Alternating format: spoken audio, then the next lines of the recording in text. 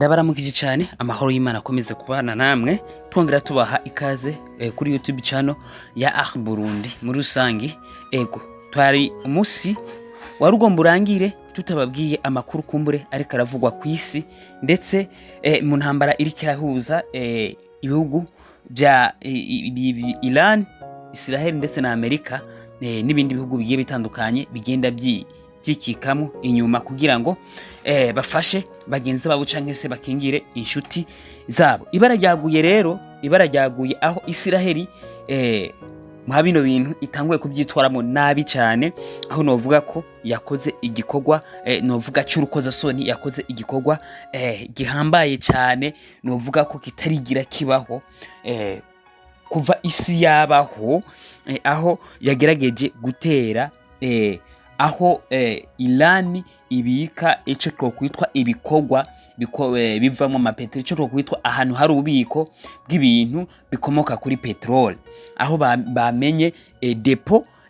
zigera ku 30, bisigura ko babashize mu kangaratete mu bisanzwe kukijanye n'igitoro, bamaze kubakorera ico twokwitwa ishano. Ivyo rero bigaruka cyane ku yindi ngaruka mbi ishobora gufata ndetse n'isi yose. Ibyo turaza kubigarukako tuko turarangiza ikiganiro, kumbure tuvuge ikibazo kigiye kubaho ku iki kibazo kigomba kuba kubijanye na bino bintu by'ibitoro. Rero haciye hakurikiraho ico twokwitwa icanamwo ukutumvikana hagati ya Israeli na Amerika, ukutumvikana hagati ya Israeli na Amerika. Amerika yatangaza ko ivuga ko igomba kwigarurira abanyagihugu, irisambure ubuyobozi ndetse abayobozi basanzwe bayobora kumbure igihugu ca Iran, ariko bakaba bakoze igikorwa kibi cyane ku buryo abanyagihugu ku buryo igisagara cyose bamaze gutera ibi bisasu, Israel imaze gutera ibi bisasu muri Iran, umuji cyo twokwita igisagara cyose cyari cyuzuye ico twokwitwa imyotsi myinshi cyane, aho bavuga ko mu myaka iri imbere aba banyagihugu bashobora kuzoba bamaze kwatakwa n'indwara ya kanseri. Ibyo rero bikababaza cyane abo banyagihugu, bikazotuma Amerika bashobora kwiyumvamo nabi, bakawumva nk'abagesera, bakayumva ko n'uwari kugomba kubakurikira akaba adashobora kubikora. Amerika reka bifise impungenge ko umugambi wayo ushobora kuba uburijwemwo, arico gituma badashobora guhuza cyane na Israel nayo ikavuga ati nta kintu na kimwe dukora tutabamenyesheje, burya imbere yuko tubikora twamaze kubamenyesha.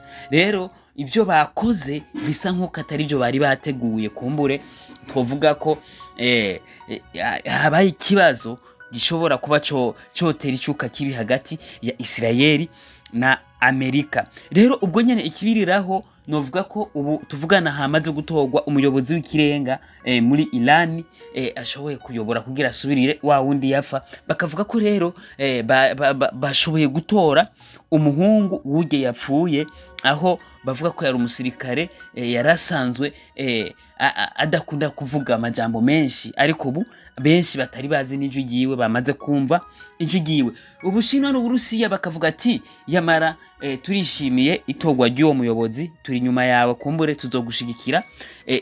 Bisigura ko ico bazosaba cyose bazaba bari nyuma yiwe. Bigaragara ko rero muri rusangi ko itorwa ry'uwo muntu ry'uwo mu generale byashimishije Uburusiya n'Ubushinwa.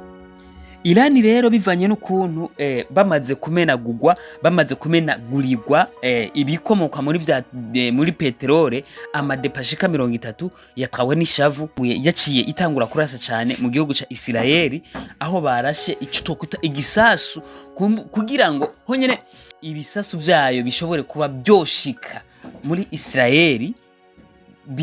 Bisaba ingufu nyinshi cyane, kuko mwiyo nzira kugira ngo ibisasu bishike muri Israel hari ibisasu, hari amaradare menshi Amerika yagiye itega kugira ngo igende ihagarika ivyo bisasu. Urumva ko kugira ngo igisasu gishike hariya kiba carenganye inzira nyinshi cyane kugira ngo gishike, cyaba hakoze ubuhinga bwinshi cyane, ariko uburuhiro ntihabura ibishika kuko bateye igisasu gikomeye cyane kubw'ishavu cyashoboye kubomora, cyashoboye gusambura, cyashoboye konona ibintu bitari bike muri Isirayeli. Bavuga ko rero ibihugu byose byo mwako karere, iri jambo mubyumve neza, Iran yatangaje ko ibihugu byose byo mwako karere bishigikiye bifatanije na Amerika. Abafatanya bikorwa bose ba Amerika bari mwako karere bategerezwa gusamburirwa amadepo babikamo ibikomoka mu bya peteroli, aho Iran yacitangaza ko isi yose igiye gushikwako n'ingaruka mbi za kino kintu ico tovuga Isirayeli ikoze muri Iran rero iciye ifata ihangiro ryo kugira ngo ahantu hose igihugu cyose igihugu cyose gifitaniye imigenderanire na Amerika bategerezwa kurasa ibintu byose, bategerezwa kurasa depo zose bafise babitsemo ibintu byose bikomoka mu bijanye na petrole. Ndavuga ko rero burya ibitoro, icyo twokwitwa igitoro, ibi bintu by'amapetrole bigiye kuzimba cyane ku rugero rw'uko ata muntu ashobora kuzokwiyugura, ata muntu ashobora kuzokwakira izimba ry'ibyo bitoro. Amakuru yo kwizerwa atubwira ko ibitoro akagunguru kavuye tuvuga ku 90 y'amadolari karaduga kagera kwijana, aho kaduze kagera kwijana na 15 uko na 12, ariko ubu kakaba kongeye kumanuka kakaba kageze kwijana na 5 y'amadolari. Urumva ko Iran nayo yatangaje ko isi itegerezwa kwakira ko kumbure akagunguru gashobora kuzogira no ku madolari 200. Urumva ko ari ibintu bigiye kwataka isi, aho mu bisanzwe igitoro kimaze kubura ibintu byose bizimbira rimwe muri rusange. Ariko Amerika nayo igatangaza ivuga ati egome ibitoro ndetse n'ibintu byinshi abantu bakenera bizozimba, ariko mwihangane bizomanuka ku rugero rw'uko bizoja munsi yaho vyahora nibamara kurimbura ubuyobozi bwa Iran. Ariko Iran nayo ikavuga ati ntabwo banabukenya dufise, kuko dufise umuvuduko ukaze cyane mu gutera ibisasu aho dushaka kubyerekeza, kandi dufise resistance. Icyo twakuvuga tuzohagarara amagabo, iyi vitesse bibaye ngombwa tuzoyongera ku buryo dushobora kumara amezi 6 turi kuyu muvuduko, mbere anarenga atakibazo na kimwe tugize cy'ibikoresho biri muri stock. Aho rero ntituvuze ibyo baguma bakora, kumbure stock bari yaranja ku buryo itaba igaragara, itaba vide. Muri rusangi murumva ko ibintu bitoroshe, muri rusangi murumva ko isi yose izi ntambara ziriko zarabera mu ibi bihugu, isi yose itegereza kuzogira ikibazo, kuko hamaze kuduga ibiciro by'igitoro, hamaze kuduga ibiciro bya petrole. Murumva ko kugira ngo ibindi bintu bishike bica bigorana, aho mu bihugu bimwe vyegere aho hantu bamaze guhagarika kumbure no kugabanya iminsi yo gutonda ku kazi, kugira ngo ntibazohavusanga bariko barashikirwa n'ibi bibazo vy'amapetrole. Rero novuga ko muri rusangi twebwe muri Afrika ndetse n'ibindi bihugu biri ku mugabane w'isi bishobora kutazomenya icyabaye, ariko ibihugu biri hafi birashobora kuzoshikirwa n'ikibazo, ariko natwe turimo bino bihugu dushobora gushikirwa n'ikibazo. Rero novuga ko basengere ibi bihugu kumbura intambara ihagarare, ata bintu byinshi birononekara n'ahandi ho ibara riragwa, kuko Iran niyamara kurasa mu ivyo bihugu byose ahari ibikomoka kuri petrole. Murumva ko ubu tuvugana ni Iran yarashwe, irasigwa amastoke 30. Murumva ko Iran nayo niyahaguruka ikarasa ivyo bihugu byose, murumva bishigikiye Amerika ntibiba ari bike.